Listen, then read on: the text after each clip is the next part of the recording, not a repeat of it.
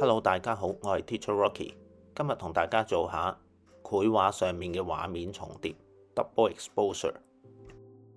假如大家接觸開影相嘅話，對於畫面重疊、多重曝光一啲都唔陌生。當影相嘅時候，我哋 hold 住一格菲林唔過片，響同一格菲林上面曝光2次，咁畫面就會重疊。喺繪畫世界裏面，我哋亦都可以用呢一種方法表達唔同嘅感覺同埋世界觀。我揀咗好簡單2個元素，將佢合併埋一齊，雀仔同埋樹。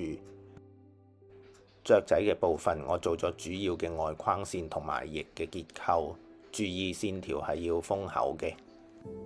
完成雀仔線條嘅部分，我哋只需要喺同一個位置上面繪畫樹枝就可以啦。喺呢個表演技巧，我哋只需要記住一個簡單嘅原則，就係我哋交錯出嚟嘅線條分割出唔同嘅範圍，轉唔同層次嘅顏色同埋質感就可以啦。雖然係喺唔同嘅切割範圍塗上唔同嘅顏色，不過唔想個結果出到嚟太過混亂，所以呢，今次嘅示範會用咗藍色同埋橙色做一個主色調。基本嘅橙色上面，我哋混合唔同嘅色彩啦，紫色、紅色、藍色，我哋可以混合深啲嘅藍色，或者係灑上鹽，做出唔同嘅質感同效果。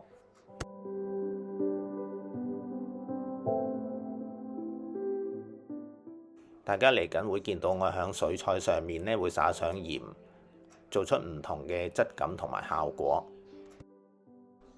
大家會喺縮時錄影裏面睇到鹽同水彩產生嘅化學作用同變化。2個寫實嘅外形重疊咗之後，帶出一種抽象嘅感覺。喺每一個切割唔同嘅範圍，我哋可以隨意創作，做出唔同嘅質感。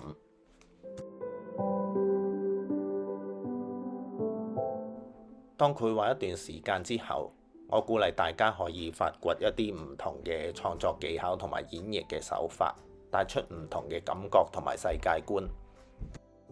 大家 Like、Subscribe、Share， 支持我做更多有質素嘅影片示範。拜拜。